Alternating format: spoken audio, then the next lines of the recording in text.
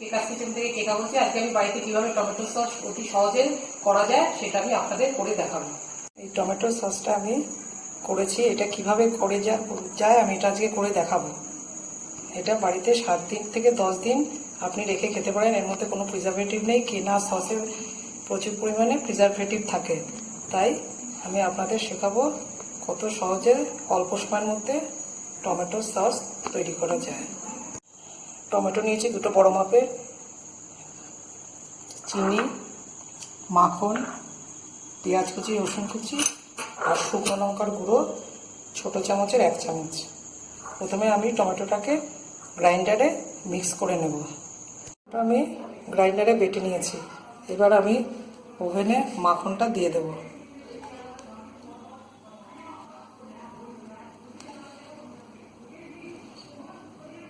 এবার মাখনটা একটু গরম হলে আমি এর মধ্যে রসুন পেঁয়াজটা খুব ভালো করে ভাজবো। মাখন গরম হয়ে গেছে, এবার আমি রসুন আর পেঁয়াজটা ভাজবো।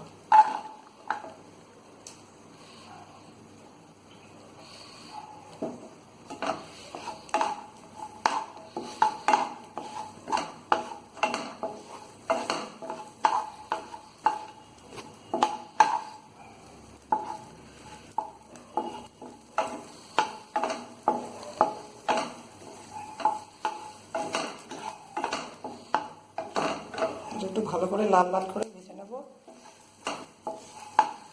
তারপরে এটা আমি একটু বেটে নেব।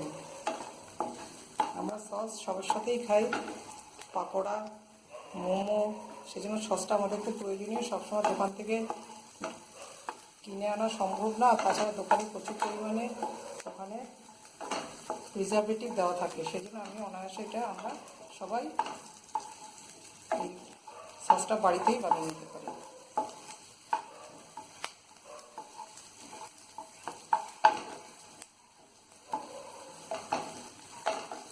ভাজা ভাজা হচ্ছে,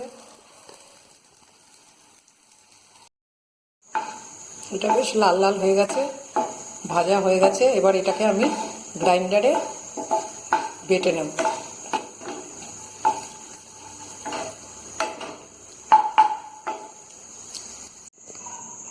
এটা বাটা হয়ে গেছে। আগে আমি এখানে বাটা টমেটোটা ঢেলে দেব।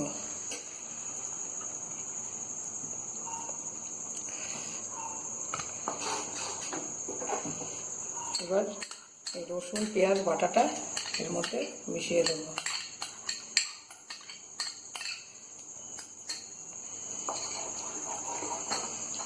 এবার এটা একটু ফুটে উঠলে নুন, লঙ্কার গুঁড়ো আর আমি 3 চামচের মতো চিনি রেখেছি, সেটা মিশিয়ে দেব।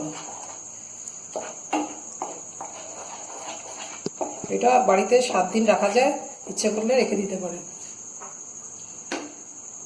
লঙ্কার গুঁড়োটা মেশাবো।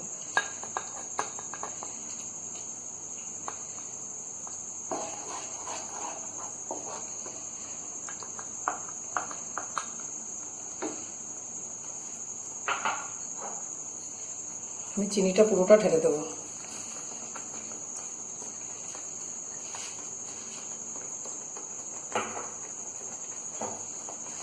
পরিমাণ মতো আমি নুন দিলাম। এবার এটা খুব ভালো করে কষাতে হবে।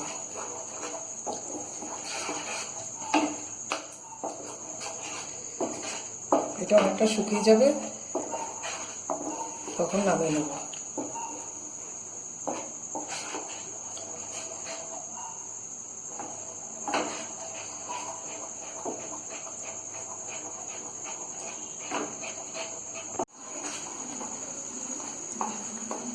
সসটা এবার হয়ে গেছে, অনেকটা শুকিয়ে কম হয়ে গেছে। এটা হয়ে গেছে রেডি।